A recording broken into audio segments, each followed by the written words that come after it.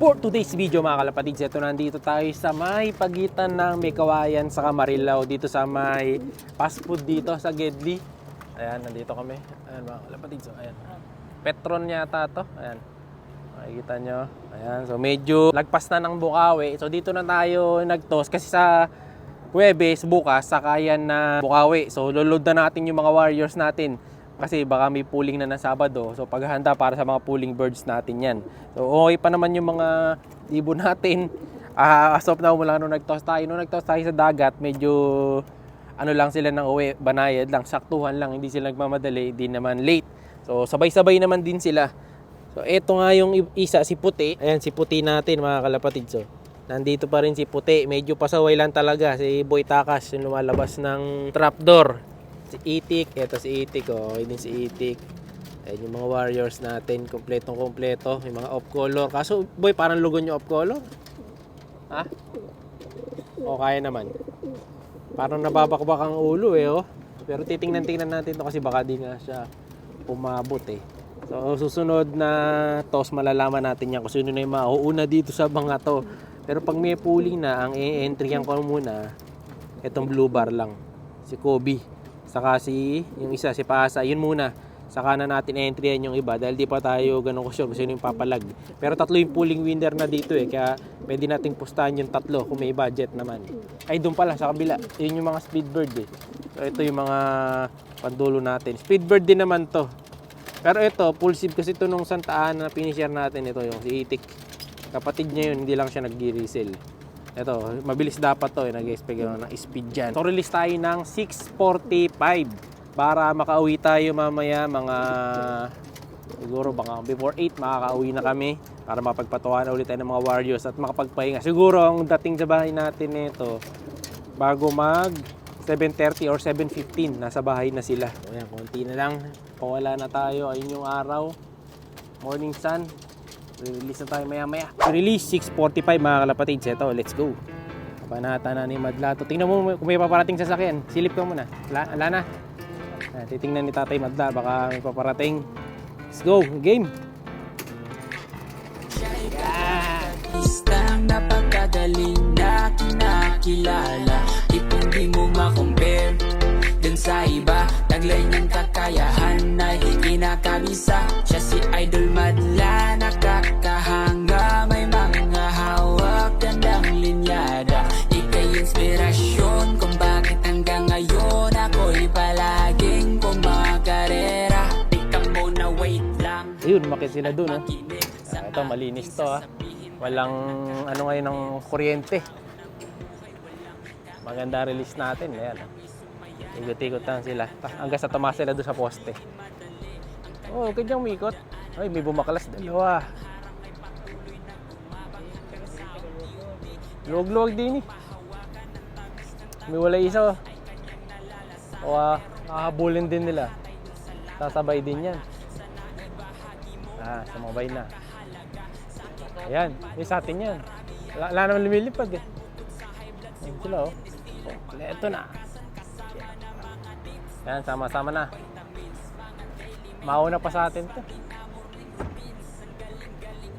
Ayan sila oh, didiretso na yun. Doon dapat ang tumbok niyan, sa side na yun.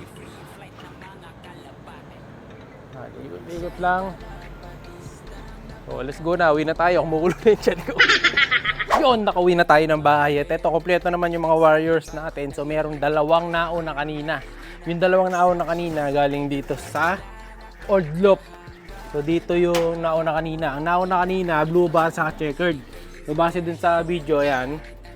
Ang nauna kanina is ito. Siyempre, pang malakasan natin. Pooling bird, oh. Baka Kobe yan. Si Kobe yan. Saka yung isa natin, ito. Yung isang pooling boy natin, oh.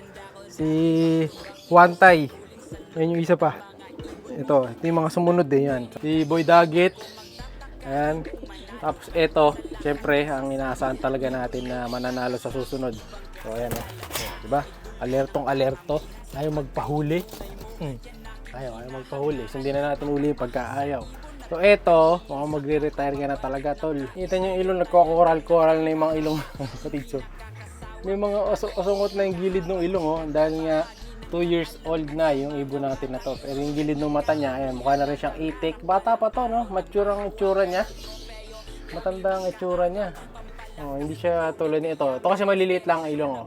Neto yung ilong lang ito. Racing na racing talaga itsura. Oh, ayan, ang gandang ibon. So, sana bumilis ka pa. Oh, ayan, okay naman katawan nila. Buo pa rin matapos ang hagis kanina. Okay na okay. Lalo na itong warrior natin na to. So ito, tingin ko may pooling na sa Biyernes eh. So pwede na to. Sali na kagad natin sa pooling to. Para masubukan na kagad. No, para masubukan natin ang ginawa natin pag-training. Wala silang paris-paris ngayon. Unlike noong nakaraan, di ba? Nagpa-paris tayo. Ngayon, wala. So meron tayong isang hand dun sa kabila. Pero sasakay ko rin kasi yun. Baka may pan race. So baka isagad ko yun hanggang sa dulo ng pan race. Pa-pan race natin isang speedbird din kasi. Kaya hindi pwede. So lahi rin nila boy paasa yun, yung babae. So talagang pooling lang tong lop natin ngayon dito sa likod. So bali, susunod na gagawin natin nito, pahinga na sila bukas Huwebes. Miyerkules ngayon, bukas Huwebes. Re-ready natin para dun sa darating na loading. Tapos pagagaanin ko sila ng pagagaanin, susubukan ko yung ginawa niya kasi sabi niya effective daw na nakakapagpabilis pa ng ibon. Lalo dun sa mga speedbird, kaya tatry natin. Dito, kompleto na yung mga ibon natin dito. Kumain na pala iba, pinakain na ni Madlato pagdating. So ayan yung mga hen. Ayan o. Okay naman sila. Saan si Puti? Ayun, si Puti mga kalapatids. Nakauwi na rin si Puti, pumasok na. Mamaya lalabas na naman yan, tingnan nyo. Ito yung isa na off color, yung parang lugon. Tapos yun yung kapatid ni Miss Monday, yung saan finisher natin sa Kapagudpod. O ayan sila o. Nag-aaway-away. Bali bukas, pagkatapos natin mag-load, lalagay ko na ulit yung sensor dito sa taas. Ayan. Para pag dumating yung ibon natin sa susunod na araw, tutunog yung nasa taas na to. Yung sensor, di ba? So, i-activate natin yan. Sa kabila naman, pwede nga lagyan natin dun yung isa para tumunog din. Para mabilis. Kasi baka maalang yung pampuling natin. So, mag-aabang ulit ako niyan sa Friday. Dito na sa baba. Si Madlato dito sa taas. Para tutulak niya. O kaya, ako dito sa taas, siya doon sa baba. Kasi mas mabilis siya mag-clock kaysa sa akin. Bagal ako eh. O kaya, kaming dalawa doon. Saka pag dumating na yung pampuling, saka ako kakiyat. Kasi marami tayong inaantay dito eh. Bali rito, di ba? 8 ibon dito. So, 2, 4, 6, 7, 8, 9, 10, 11. 11 yan, yung dalawa dyan, di sinali. Kasi masyado marami ibon natin eh. Hindi ko kayang i-load yung sobrang dami. Mabigat sa pamasahe. So, next na lang sila. Next season na lang. Ayan, ito next season na to, naka-green. Saka yung isang kak dito na naka-green din. Next season na yun. Para di tayo mabigatan sa bayad sa entryhan. Alang ng baka kalapatids, kulang pala tayo ng isa. Hindi ko nga napansin yung isa eh. Kulang pala yung isa, yung naka-BCPC. Nadilaw yung lalaki. Nasama yata sa ibang grupo yung isa. Hindi idol pa ako, nahuli rin eh. Pero naka-uwi.